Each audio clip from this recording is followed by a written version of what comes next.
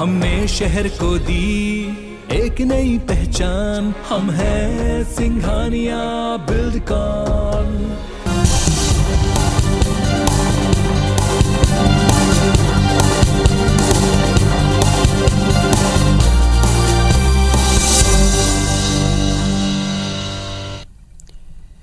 नमस्कार, स्वागत है आप सबका। मैं हूं पुनीत पाठक और आप देख रहे हैं मध्य प्रदेश की बात। मिशन 2023 के लिए बीजेपी की 2 दिवसीय बैठक हुई, जिसमें संगठन के उन विधायकों, मंत्रियों और सांसदों को फटकार मिली जो पार्टी के बूथ विस्तारक अभियान और समर्पण निधि अभियान को सीरियसली नहीं ले रहे हैं। इन नेताओं से साफ साफ कह दिया गया है कि या तो वे संगठन के हिसाब से सक्रियता रखें या फिर आराम ही कर लें। इस दौरान नेताओं के सामने बूथ विस्तारक योजना और समर्पण निधि अभियान दोनों का रिपोर्ट कार्ड भी रखा गया।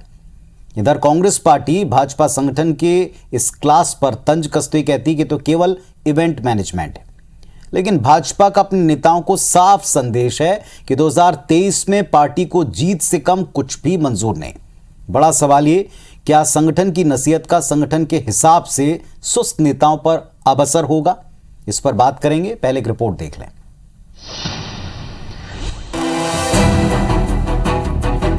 मध्य प्रदेश में मिशन 2023 के मद्देनजर बीजेपी की 2 दिवसीय बैठक में बीजेपी संगठन की क्लास लगी, जिसमें 5 दर्जन से अधिक विधायक और मंत्री सीधे निशाने पर रहे। इनमें प्रदेश सरकार के 9 मंत्री भी शामिल हैं। ये वो विधायक और सांसद हैं जो संगठन के बार बार निर्देश के बावजूद पार्टी के बूथ विस्तारक अभियान में मुंह दिखाने तक ही सीमित रहे। मध्य प्रदेश में भाजपा के कुल 127 विधायक हैं। पार्टी ने पिछले दिनों प्रदेश में 2 महत्वपूर्ण अभियान शुरू किए। कुछ विधायकों ने संगठन के बार बार निर्देश के बाद भी अपने इलाके के बूथों पर तय 10 दिन तक सक्रियता नहीं दिखाई। पार्टी के दोनों महत्वपूर्ण अभियानों में से किसी एक में पीछे रहने वाले विधायकों की संख्या 90 रही, यानी केवल 37 विधायक ही संगठन के कामकाज की कसौटी पर खरे उतरे। प्रदेश प्रभारी मुरलीधर राव ने 2 अभियानों में सुस्त रहे मंत्री और विधायकों को 2 चीज कह दिया कि अगर किसी को विश्राम लेना है तो अभी ले लो। पार्टी में बहुत से कार्यकर्ता दौड़ने के लिए तैयार खड़े हैं। बड़ी बात यह कि जिस समय नसीहत दी जा रही थी, उस समय बैठक में सीएम शिवराज सिंह चौहान, केंद्रीय मंत्री नरेंद्र सिंह तोमर, ज्योतिरादित्य सिंधिया, प्रहलाद पटेल और वीरेंद्र कुमार भी मौजूद थे। 150 करोड़ की समर्पण निधि संग्रह के टारगेट से काफी पीछे रहने पर राष्ट्रीय सह संगठन महामंत्री शिव प्रकाश और प्रदेश प्रभारी मुरलीधर राव ने नाराजगी जताते हुए कहा कि ये केवल निधि संग्रह नहीं बल्कि मत संग्रह भी है। बूथ विस्तारक अभियान का शेष बचा हुआ जो काम है उसको लेकर समर्पण निधि को एक व्यापक तौर पर हर बूथ पर कार्यकर्ता समर्पण करें, इसका हमारा जो व्यापक अभियान है उसकी तैयारी भी चली है और इस दिशा में हर प्रकार के कामों की दृष्टि से बैठकें संपन्न हुई। इधर कांग्रेस ने भाजपा पर एक बार फिर तंज कसते कहा कि भाजपा का फोकस केवल इवेंट मैनेजमेंट पर है। पूर्व मंत्री पीसी शर्मा ने दावा किया कि अगले चुनाव में बीजेपी को करारी हार मिलना तय है। इवेंट मैनेजमेंट चल रहा है। जो 1 दिन या 2 दिन पता लगा था कि बूथ विस्तारक पे गए बड़े नेता, मुख्यमंत्री चले गए, अध्यक्ष जी वीडी शर्मा जी चले गए, भोपाल में एक जगह उन्होंने अपना बूथ विस्तारक पेज पे नाम लिखवा लिया, लेकिन उसके बाद क्या हुआ?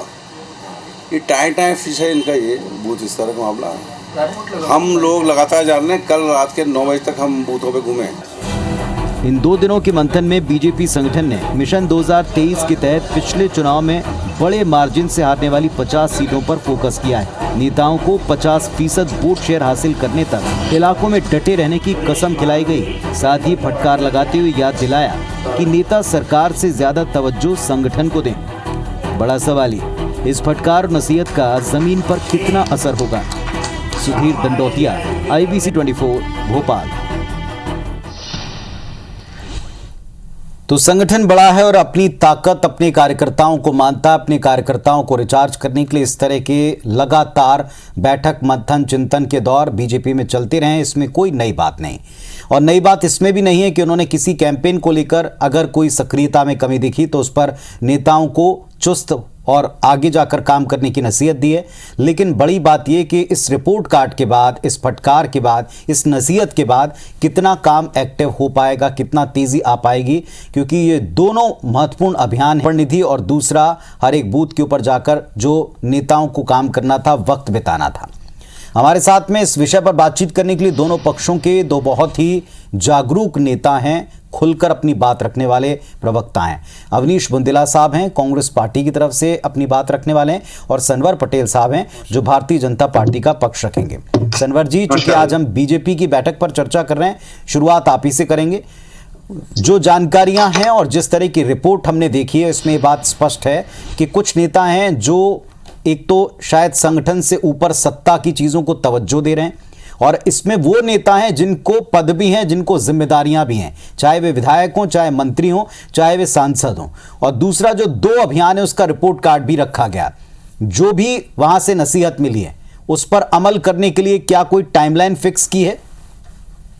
हाँ, देखिए पुनीत जी, मैं आपको बताना चाहता हूं कि भारतीय जनता पार्टी में जो बैठकें होती है वो बैठकें भारतीय जनता पार्टी की कार्य पद्धति का एक महत्वपूर्ण हिस्सा है। और भारतीय जनता पार्टी में जब बैठक होती है तो पिछले कार्यक्रमों की समीक्षा और अगले कार्यक्रमों के टारगेट ये तय किए जाते हैं। और उसमें हमारे बड़े से बड़े नेता, हमारे सम्माननीय मुख्यमंत्री जी हो, प्रदेश अध्यक्ष जी हो, या हमारे कैबिनेट मंत्री लोग हो मध्य प्रदेश शासन के, और वो सब लोग भी कार्यकर्ता की हैसियत से उन बैठकों में शामिल होते। और यही सुंदरता है भारतीय जनता पार्टी की, यही खूबसूरती है भारतीय जनता पार्टी की। या छोटे से लगाकर बड़ा नेता पहले कार्यकर्ता है।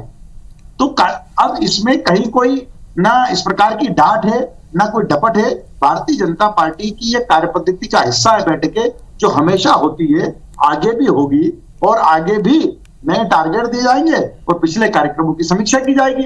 और खास करके अभी ये बैठकें का दौर इसलिए भी ज्यादा दिख रहा है कि ये जन्म शताब्दी वर्ष है। और जन्म शताब्दी वर्ष किनका? ऐसे पितृ पुरुष जो स्वर्गीय कुशाभाऊ ठाकरे जी, जिन्होंने राजनीति को एक नई दिशा देने का काम किया।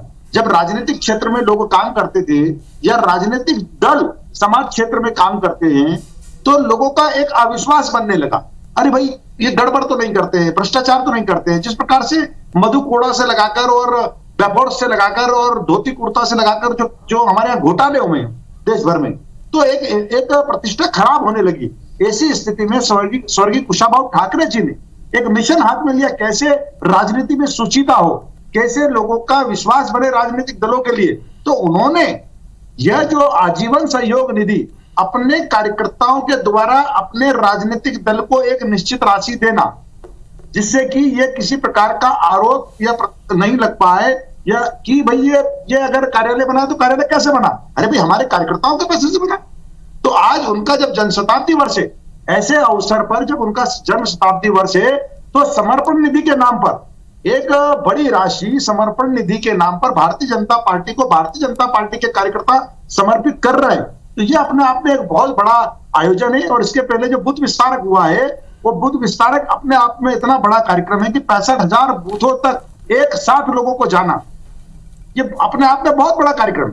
और डिजिटली उन सबके डाटा जोड़ना, तो एक क्लिक पर हम 65,000 बूथों पर अपना प्रोग्राम, अपनी योजना एक क्लिक पर पहुंचा सकते हैं। ये सिर्फ भारतीय जनता पार्टी। लेकिन पटेल साहब, बात तो वही है ना कि ये जो दोनों महत्वपूर्ण अभियान आप बता रहे हैं, इन एक तरफ समर्पण और दूसरा आपका पसीना बहे उन इलाकों में आपकी उपस्थिति दिखे जहां पार्टी चाहती है कि आपको 50% से ज्यादा वोट भी मिले, जनता का सहयोग भी मिले। ये 3-4 स्टेटमेंट्स हैं। कहा कि जिसको आराम करना अभी कर ले, बहुत सारे लोग दौड़ने और चलने के लिए तैयार हैं। ये भी कहना पड़ा नेताओं को कि कुछ ऐसे लोग हैं, हमारे पास में कुछ फिगर्स भी आए जो बताते हैं कि आधे से ज्यादा नेता ऐसे भी रहे हैं जिनकी परफॉर्मेंस केवल 37-38 को छोड़ दिया जाए तो इन अभियानों में उनकी सक्रियता वैसी नहीं रही, 1 दिन 2 दिन रही। निश्चित तौर पर अध्यक्ष जी और मुख्यमंत्री जी वो पसीना बहाते नजर आए, लेकिन जो मंत्री बन गए, जो बाकी के लोग हैं, वो शायद 1 दिन मुंह दिखाकर चले आए। इसलिए कहना पड़ा कि आराम करना तो कर लीजिए। देखिए, बहुत ही स्पष्ट है पुनीत जी कि भारतीय जनता पार्टी का जैसा नेतृत्व है वैसे ही कार्यकर्ता है। क्योंकि भारतीय जनता पार्टी का नेतृत्व भी पहले कार्यकर्ता है। तो वो कार्यकर्ता के भाव से जब काम करता है तो सभी कार्यकर्ता पूरी ईमानदारी से रात दिन एक करके और उन्होंने टारगेट को अचीव किया है। और भारतीय जनता पार्टी के सभी कार्यकर्ताओं को जो इस काम में लगे हैं, हमारे शीर्ष नेतृत्व ने उनको बहुत बधाई दी है, उनको शुभकामनाएं दी है, उनकी पीठ को थपथपाया है। अगर कहीं किसी को यह कहा गया है तो यह परिवार का भाव है और हमारे पास इतने कार्यकर्ताओं की फौज है। ये कांग्रेस नहीं, कांग्रेस में तो अभी दिग्विजय सिंह जी बोल रहे थे, अरे भाई जग जाइए, गुटबाजी बंद कर दीजिए, वरना 2023 के बाद हमको कार्यकर्ता ही नहीं मिलेंगे। यहाँ तो फौज है। अगर ये कहा है कि और कार्यकर्ता है तो कार्यकर्ता है यहाँ। ये कार्यकर्ता आधारित पार्टी है। चलिए ठीक है, लेकिन इसके बावजूद अगर 150 करोड़ के लक्ष्य के पीछे 12-13 करोड़ हैं तो फिर निश्चित तौर पर आगे समर्पण बढ़ाना पड़ेगा। थोड़ा सुधारिए। 150 करोड़ ऐसा कहीं बोला नहीं कि हमें 150 करोड़ का हमारा लक्ष्य है, लेकिन ये स्वर्गीय कुशाभाऊ ठाकरे जी की जन्म शताब्दी है, जिन्होंने राजनीति में सुचिता के लिए एक नया विचार दिया था। अगर 150 की जगह 300 करोड़ भी हमको इकट्ठा करना पड़ा तो भारतीय जनता पार्टी का कार्यकर्ता ये इकट्ठा करेगा, क्योंकि ये स्वर्गीय कुशाभाऊ ठाकरे जी का जन्म शताब्दी वर्ष है और मध्य प्रदेश के कार्यकर्ता थे। ठीक है, चलिए अब मैं आता हूं अवनीश जी, आप घड़ी में ना दिखाएं, आप ही के पास आ रहा हूं मैं। मूल मुद्दे की बात एक ये है, कांग्रेस पार्टी को क्यों लगता है इवेंट मैनेजमेंट है, वो तो अपने यहाँ कार्यकर्ताओं को ये कह रहे हैं कि आपको आराम करना है कर लो, यानी वो पूरी तरह से कह रहे हैं कि हमें जीत से कम कुछ मंजूर नहीं है 23 में, और वो भी 51%।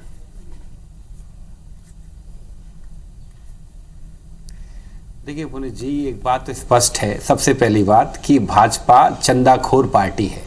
मतलब आपका चंदा कम एकत्रित हुआ तो आपने बैठक बुला ली। कब इसके लिए बैठक बुलाई आपने कि जो प्रदेश में निरंतर जो कानून व्यवस्था की हालत जर्जर है। मुझे तो आश्चर्य हो रहा है, ज्योतिरादित्य सिंधिया, उनको तो वो तो भाई नागरिक उड्डयन मंत्री हैं, यूक्रेन में 20,000 छात्र फंसे हैं, कैसे आ पाएंगे? 4-4 गुना किराया वसूला जा रहा है। वो ज्योतिरादित्य सिंधिया सड़कों पर तो उतरे नहीं से अतिथि शिक्षकों के लिए, और आज उन छात्रों को भी यूक्रेन में मरने छोड़ दिया, वो यहाँ बैठक कर रहे हैं, आराम फरमा रहे हैं। पहली चीज। वही नरोत्तम मिश्रा जी की बात करूं तो आप भी निरंतर बैठे हैं, सारी बातें करते हैं। कल उनको कुर्सी भी नहीं मिली थी तो कल थोड़े नाराज हो गए थे, आज बेचारों को बगल में बिठा लिया, कुर्सी मिल गई। तो सबसे खास बात आप देखें, ये बैठक इसलिए रखी गई, मुझे ऐसा लगता है ये बैठक पूरी जी इसलिए रखी गई कि मुरलीधर राव की मुरली बजती रही। मुरलीधर राव को बंगला मिल गया, ना तो मुरलीधर राव इस प्रदेश के हैं और ना ही उनके पास कोई सरकार में ऐसा ओहदा है। हाँ, वो संगठन महामंत्री हैं, हमारे भी संगठन महामंत्री कई रहे, संगठन प्रभारी रहे, बावरिया जी वगैरह। हमने 15 महीने में कभी प्रयास नहीं किया कि उनको हम बंगला दें, गाड़ी दें, उनको पूरी सुरक्षा दें, शेडो सुरक्षा दें। एक मंत्री, कैबिनेट मंत्री की जितनी सुविधाएं थी मुरलीधर राव को सारी मिल गई। पुनीत जी गौर करिएगा इस बात को। और सबसे बड़ी बात आप मुझे बताएं, समर्पण राशि किस बात की? आपने जिस विषय के ऊपर अगर देखा जाए आपने ये बैठक रखी थी, पुनीत जी एक मुझे बताएं, जिस पार्टी का बैंक बैलेंस 4900 करोड़ रुपए है, उसमें किस बात की आपको और क्या बचता है? जो बेचारी जनता 2 वक्त की रोटी नहीं खा पा रही है, 80 करोड़ को आप ही कह रहे हैं कि साहब हम तो थैली दे रहे हैं 5-5 किलो की। मतलब आपने गरीबी रेखा के नीचे जीवन यापन करने वाला उनको बना दिया। अगर उस जनता से आप पैसा वसूल रहे हैं, आज समर्पण। पुनीत जी मेरे पास कई ऐसे विषय हैं जो व्यापारी वर्ग, उनको ब्लैकमेल किया जा रहा है, धमकाया जा रहा है, उनसे पैसा वसूला जा रहा है कि नहीं तो हम ये करवा, क्योंकि आप तो जानते हैं भाजपा का तो वैसे नियम है, ईडी वीडी सब छोड़ देते हैं, तो ये सब चल रहा है। इसके अलावा पुनीत जी आप एक बात बताएं, 2,64,000 करोड़ का इस प्रदेश पर कर्जा हो गया है, 2,64,000 करोड़ का।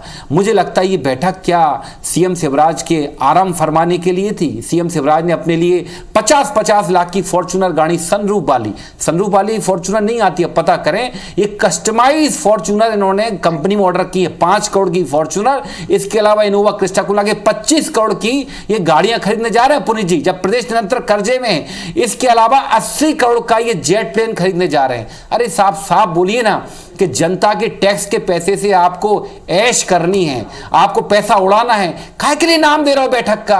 आप जो जनता बेचारी अपनी चमड़ी दे के आप उसका टैक्स, चमड़ी उधार के आप टैक्स ले रहे हैं, आप उससे कर वसूल कर रहे हैं। जिस जनता को आप रोजगार नहीं दे पा रहे हैं, सस्ता डीजल पेट्रोल नहीं दे पा रहे हैं, अच्छी सड़कें नहीं दे पा रहे हैं, किसानों का कर्जा आपने किया नहीं, छात्रों को रोजगार आपने दिया नहीं, आज भी बेरोजगारी में हम सबसे अव्वल हैं। उसके बाद इस प्रदेश के मुख्यमंत्री को शर्म नहीं आती कि अपने लिए आप 5 करोड़ की गाड़ियां खरीदते हो और अपने अन्य मंत्रियों के लिए भी कुल मिला के 25 करोड़ की आप गाड़ियां खरीदते हो, 80 करोड़ का आप जेट प्लेन खरीदते हो। पुनीत जी चलिए आपकी बात का उत्तर देना चाहते हैं पटेल साहब। और असंवेदनशील सरकार इस प्रदेश में कहीं नहीं होगी, इस देश में कहीं नहीं होगी ये, और इतिहास में कभी नहीं हुई होगी। ये वो लोग हैं जिस तरह से जब जर्मनी में जनता भूखों मर रही थी ना, हिटलर वहां, ठीक है पटेल साहब उत्तर दे दें, ऐश करता था, ये वही सरकारें हैं, उसी तरह की सरकारें हैं। मुझे इस बात का जवाब दें, आपको नई गाड़ी खरीदने की आवश्यकता क्या थी? ठीक है पटेल साहब एक बात का जवाब देखिए, पुनीत जी हमको 3 मिनट मिले। साथी ने कई सारी बातें की है, हमारे विद्वान साथी ने कई सारी बातें की, मैं सिलसिले से उनका जवाब देने का प्रयास कर रहा हूं। देखिए, उन्होंने कानून व्यवस्था की बात की, मैं बताना चाहता हूं कि कानून व्यवस्था में मध्य प्रदेश में कानून सख्त है, अपराधियों को छोड़ा नहीं जा रहा है, जेलों के अंदर ठूसा गया है, अगर उनकी अवैध संपत्तियां थी तो नाबूद किया गया है, एक भी केस ऐसा नहीं। ये बात जरूर है कि अपराध होने के पहले कोई यंत्र नहीं होता है जिस यंत्र से हम पुनीत जी जवाब लीजिएगा, ये झूठ बोल रहा है। अपराध करने वाला है, और अगर कोई यंत्र होता तो राजस्थान में अपराध नहीं होते, छत्तीसगढ़ में अपराध नहीं होते, महाराष्ट्र में अपराध नहीं होते। ऐसा कोई यंत्र न कांग्रेस के पास है न किसी। बस राजस्थान पहुंच जाओ, छत्तीसगढ़ पहुंच जाओ, मध्य प्रदेश को बिल्कुल आप भूल जाओ। मुरलीधर राव जी के बारे में आपने बात की बावरिया जी से, अरे ये अनुशासित पार्टी है भाई। वो बावरिया जी जब बैठक ले रहे थे, आपके प्रभारी बैठक ले रहे थे, तो आपके कांग्रेस के नेता उस बैठक में खड़े हुए और कहा कि टिकट बिक रहे हैं, वो भूले नहीं है हम। ये बावरिया जी में अंतर। वो जब बेचारे बैठक ले रहे थे, जूतम पैर हो रही थी, कांग्रेस टिकट बेच रही है, बाबर ऐसे ऐसे आरोप आपके लोग लगा रहे, हम नहीं लगा रहे थे। तो बहुत जमीन आसमान का अंतर है। आपने कहा कि 2,64,00,000 रुपए का खर्च है, जनता के लिए कर्ज, मध्य प्रदेश की जनता के लिए कर्ज, यहाँ के इंफ्रास्ट्रक्चर के लिए कर्ज, और भी लेना पड़ा तो मध्य प्रदेश की सरकार लेगी, लेकिन मध्य प्रदेश की जनता को समृद्ध बनाकर रहेगी, मध्य प्रदेश के स्ट्रक्चर को समृद्ध बनाकर रहेगी। आपने कहा कि सीएम आराम फरमाए, आपने कहा कि सीएम आराम फरमाए। अरे 15 माह में कमलनाथ जी 15 पुनीत जी आज मैं समझ नहीं पा रहा हूँ। स्टार्टिंग में भी आपने इनको पर्याप्त समय दिया, आपके पास में भी पर्याप्त समय मिलेगा बुंदेला जी, आप चिंता ना करें। आप सवाल पूछ रहे हैं, उसका उत्तर उनसे लेना जरूरी है। आप फिर सवाल पूछे उनसे, उन्होंने उत्तर दिया, उस पर भी आप सवाल खड़े करें। बोलते थे चलो चलो, अरे चलो चलो, बुंदेला साहब 5वीं मंजिल पे मेरे भाई, आप कहां बात कर रहे हैं? ये तो मध्य प्रदेश के संवेदनशील मुख्यमंत्री शिवराज जी है, जब बाढ़ आती है तो खुद खड़े हुए मिलते हैं। ठीक है पटेल साहब, आपका उत्तर उन्होंने सुना, अब आपसे प्रश्न पूछना चाह रहे हैं कुछ और। जी बुंदेला जी। रोजगार, देखिए पुनीत जी, मेरा सवाल वही था, मेरा सवाल कोई नया सवाल नहीं था कि जो प्रदेश के गृह मंत्री सारी बातें करते हैं, हर विभाग में वो हस्तक्षेप करते हैं, लेकिन वर्तमान में कानून व्यवस्था की स्थिति मध्य प्रदेश में निरंतर जर्जर हो रही है। और सबसे बड़ी बात आप तो मुझे बताइए, जो बैठक आपने रखी है, इस बैठक में जो जिस तरह से स्थिति निकल कर आई है कि सिर्फ आपके 36-37 विधायकों ने आपकी लक्ष्य की प्राप्ति की, बाकी 90 विधायक आपके फेल हुए, ये बताता है कि भारतीय जनता पार्टी में खुद उनके ही नेताओं का विश्वास खत्म हो गया है, और किस तरह से जनता उनको दुत्कार रही, उनको भगा रही है। ये समर्पण निधि सदस्यता अभियान के लिए जा रहे हैं पुनीत जी, किस तरह से जनता उनको दुत्कार रही, स्पष्ट होता है इस बात को। और ये बात जो निकल कर आती है, और मैं इस एक बात को बताऊं, भाजपा की जमीन पूरी तरह से खिसक चुकी है, और हमारे जो अभियान चल रहे हैं, इनको चुप कराएं पुनीत जी। देखिए मैं इस तरह की चर्चा नहीं कर पाता हूं, फिर मैं चिल्लाऊंगा तो ये बोल नहीं पाएंगे, इनको चुप कराएं। मैंने इनको धैर्यता से सुना है, सनवर पटेल को, इनको चुप कराएं बिल्कुल, ठीक है। जी जी, एक बात और देखिए, हमारा जो घर चलो घर घर चलो अभियान चल रहा है, उसमें जनता का घर, हमें जनता का पर्याप्त समर्थन मिल रहा है। सबसे बड़ी बात भाजपा में तो ऐसा लग रहा है कि वर्तमान में सिर्फ भाजपा सरकार में सिर्फ गुटबाजी ही रह गई है। आप मुझे बताएं, उमा भारती एक अलग राह अलापती हैं, मुरलीधर राव बार बार अपने ही विधायकों को दुत्कारते हैं, कभी कहते हैं कभी उनको, आपको याद होगा राजगढ़ में भी उनको नालायक कहा था, आज फिर कहा कि अगर आप काम नहीं कर पा रहे तो घर बैठिए, हमारे पास पर्याप्त लोग। इससे साबित होता है कि कहीं ना कहीं गहरा गतिरोध है संगठन और सरकार के बीच में, और इसका कारण है कि आपने ये बैठक बुलाई, आपके विधायक ना तो समर्पण निधि की लक्ष्य की प्राप्ति कर पाए और ना ही सदस्यता अभियान के लक्ष्य की प्राप्ति कर पाए, जो इनका अभियान था बूथ विस्तारक अभियान, उसके ना ही वो लक्ष्य की प्राप्ति कर पाए। इससे साबित होता है पुनीत जी कि भारतीय जनता पार्टी, चलिए दोनों अभियानों में लक्ष्य की पूर्ति नहीं होना किस बात का संकेत है? सनवर पटेल साहब, सीधा सवाल जो पूछा था बुंदेला साहब ने, उसका सार ये कि जनता दूर जा रही है बीजेपी से, या नेता अपनी भूमिका ढंग से नहीं निभा रहे हैं कैंपेन्स में? देखिए पुनीत जी, मध्य प्रदेश की 7.5 करोड़ जनता ने, उनमें जो मतदाता उन भाइयों बहनों ने सदैव भारतीय जनता पार्टी को आशीर्वाद देने का काम किया। हमारे सामने 2018 का चुनाव, जहां 1% मत भारतीय जनता पार्टी को ज्यादा मिले थे, लेकिन उसके बावजूद कहीं आंकड़ों में पिछड़ी, तो स्वतः हमने अपने विपक्षी दल को सत्ता के लिए बुलाया। 2019 में 29 में से 28 सीटें जीते हैं, 2020 में हम फिर 28 में से 19 सीटें जीते हैं, 2021 में 4 में से 3 सीटें जीते हैं। तो जनता का आशीर्वाद किसके साथ हुआ? तो ये कुछ भी कह सकते हैं, क्योंकि इनको रचनात्मक कामों में भी साथ नहीं आ रहा। अच्छा होता आज ठीक है, हम थोड़ा अभी के अभियानों पर बात कर रहे हैं। आज ये चिंता कांग्रेस ने नहीं व्यक्त की, संगठन ने व्यक्त की। 5,06,000 लोगों को आज स्वरोजगार मिला है। आज ये बधाई देते हैं इस बात के लिए। क्यों? क्योंकि वो मध्य प्रदेश के युवा, वो भारतीय जनता पार्टी के युवा नहीं है। रही बात दोनों हमारे जो कार्यक्रम चल रहे हैं, हम 100% सफल हैं। ठीक है मुदेला साहब, 100% सफल हैं। 100% से भी ज्यादा, एक मिनट सर, 100% से भी ज्यादा हमको करना पड़ा। तो ये स्वर्गीय कुशाभाऊ ठाकरे जी का जन्म शताब्दी वर्ष है, हम इसको करके रहेंगे। उन्होंने कहा घर घर चलो, उनके घर घर चलो में कांग्रेस में इतनी गुटबाजी हो गई है कि कांग्रेस के नेताओं को घर घर पहुंचाया जा रहा है। मैं उज्जैन का रहने वाला हूं, जय सिंह दरबार जिला के अध्यक्ष रहे, विजय सिंह दरबार प्रतिपक्ष के नेता रहे, दोनों को घर भेज दिया, बोले आपका काम नहीं, घर जाओ। ठीक है, चलिए पटेल साहब थोड़ा उनको भी सुनते हैं। बुंदेला साहब कहें, अपनी बात कहें। आत्ममंथन करो, आत्मचिंतन करो, आपके लोगों को संभालो दादा। देखिए पुनीत जी, पहली बात तो पटेल साहब मेरी बात का जवाब दे नहीं पाए। जो मेरा प्रश्न था आज वो वही है, उन्होंने बात को घुमा दिया, सबसे पहली चीज। और दूसरी चीज मुझे ये बताएं, ये बात बैठक में ये बात निकल के आई कि सिंधिया समर्थक जितने विधायक और मंत्री हैं उनका परफॉर्मेंस सबसे खराब है और भ्रष्टाचार भी सबसे अधूनी में है। ज्योतिराज सिंधिया को भी सिर्फ इसलिए बैठक में बुलाया गया। सनवर पटेल आप चुप रहेंगे? सनवर पटेल चुप रहो, मैं आपको धैर्यता से सुनाई, बदतमीजी मत करो। एक मिनट सनवर आप चुप रहिए बिल्कुल। पुनीत जी देखिए, मैं बड़ी धैर्यता से सुनता हूँ, लेकिन ये ठीक है, आपकी बात ठीक है, लेकिन जनता देख रही है आपको भी देख रही है, उन्हें भी सुन रही है। आप बहुत धैर्य से बात करें। सनवर जी उन्हें अपनी बात रख लेने दें, बुंदेल जी अपनी बात रखें। लेकिन वो बोल रहे बदतमीजी कर रहे, बदतमीजी कहा कि मैंने बताई आप पुनीत जी, मैं कर सकता हूँ क्या? मैं संस्कारी पार्टी का कह लेने दें अपनी बात, पटेल साहब उन्हें बात कह लेंगे जी। ठीक, देखिए ये बात स्पष्ट है कि सिंधिया जी को बुलाया था उनको नसीहत देने के लिए, क्योंकि सिंधिया समर्थक ना तो कोई विधायक मंत्री और उनके अन्य कार्यकर्ता इस काम में रुचि ले रहे हैं। ये भाजपा में एक बहुत बड़ी चिंता का विषय बना हुआ है। और मैं आपको बताऊं, सिंधिया जी उसके बाद भी कोई भी उनको पार्टी को वादा करके नहीं जा पाए, पहले। दूसरी चीज और एक स्पष्ट बात आप है, मेरा प्रश्न अभी भी वही है कि इतने बुरे समय में जब आपके प्रदेश पर निरंतर कर्जा बढ़ता जा रहा है, 2,64,000 करोड़ के प्रदेश कर्जे में, आपको क्या फॉर्च्यूनर खरीदने की, जेट खरीदने की आवश्यकता थी? उत्तर देंगे इस पर, बार-बार कारों पर सवाल उठाया जा रहा है, खराब हो गई थी क्या आपने? नहीं, मुझे उत्तर नहीं चाहिए। मैं सुनिए, ये उत्तर दे नहीं पाएंगे। अब एक बात समझें, इसके अलावा यही काम केंद्र में इनके मोदी जी कर रहे हैं। उनने भी 8,500 करोड़ का जेट खरीदा था अपने लिए, सर्व सुविधा युक्त, जैसा अमेरिका के राष्ट्रपति के पास है वैसा हमारे मोदी। ये बात अलग है कि उनकी मुद्रा हमसे 60-70 गुनी अमीर है, लेकिन मोदी जी ने जेट बिल्कुल उनके नजदीकी खरीदा। और इसके अलावा आप देखें पुनीत साहब, कहां अब आप मुझे बताएं, ये जो आप समर्पण निधि की बात कर रहे हो, बात वहीं फिर से आती है, जनता को आप कितना चूसना चाहते हो? आप जनता बेचारी सबसे महंगा डीजल पेट्रोल खरीद रही है,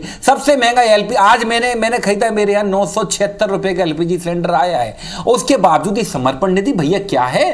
कितना लूटोगे जनता को? तो यही बात है पुनीत जी। और ये मैं फिर कहूंगा कि भाजपा में जबरदस्त फूट है, समर्पण निधि फ्लॉप है, इनका सदस्यता अभियान फ्लॉप है, इनका बूथ विस्तारक अभियान फ्लॉप है, और भाजपा की जमीन खिसक चुकी है। अब ये कितने ही बोले हम पर, आप कितने लांछन लगाएं, कितने ही कीचड़ उछालें, गुटबाजी आपके यहाँ। कल नरोत्तम मिश्रा जी की भी हमने देखी, उमा भारती निरंतर आपकी जड़ों में मठा डाल ही रही हैं, और चाहे अजय विष्णु जी, हमको कहने की आवश्यकता नहीं। ठीक है, पटेल साहब अपनी बात अंतिम रखें, आप उठा सकते हैं, हमारे यहाँ कोई सारे आरोपों पर माननीय कमलनाथ जी के नेतृत्व में सारी पार्टियां थे। पेट्रोल और डीजल के भाव क्या राजस्थान में क्या है? अरे हमसे 10-10 रुपए ज्यादा है राजस्थान में। क्या मध्य प्रदेश को क्या मध्य प्रदेश में जनता नहीं रहती है क्या? ये उल्टी बात करते हो। मुझे बता, मध्य प्रदेश में 7.5 करोड़ जनता को क्या सांस नहीं लेती है क्या? उसको खाना नहीं खाना है? आप इस तरह की बात करते हो। आप राजस्थान पहुंचते हो, छत्तीसगढ़ पहुंचते हो, मैं चाहूँ तो आपके बच्चे को तेरा राज्य पहुंच जाऊँ, इससे तो कोई बात का निष्कर्ष नहीं निकलेगा। मेरी बात का जवाब आप बताएं, आप सबसे महंगा डीजल पेट्रोल क्यों दे रहे हैं? आप राजस्थान छत्तीसगढ़ पहुंचते हो, बता दीजिए राजस्थान का भाव, ये कोई तर्क नहीं हुआ दोस्त का भाव। ये नहीं चलिए खैर, मुद्दा आज का मुद्दा बड़ा क्लियर था। बीजेपी की बैठक, उसमें निकली नसीहत और उसका होने वाला असर, इस पर कुछ सवाल पूछे अवनीश बुंदेला साहब ने, कांग्रेस पार्टी की तरफ से जवाब दिया सनवर पटेल साहब ने। लेकिन एक सवाल जो दोनों दलों के सामने रहता है, दोनों दल कैंपेन चला रहे हैं, दोनों दल जनता के बीच बूथ तक पहुंचना चाहते हैं। अब जनता के सामने उनके द्वार तक वाकई कौन पहुंचा और किसके कार्यकर्ताओं को अभी और सुस्ती छोड़कर एक्टिव होने की जरूरत है, ये पार्टियां भी समझती हैं, उनके नेता भी समझते हैं। इन बैठकों से कितना नसीहत जमीन पर उतरकर काम कर पाती है, ये भी देखेंगे। बहुत शुक्रिया आप दोनों का अपनी बात रखने के लिए। नमस्कार।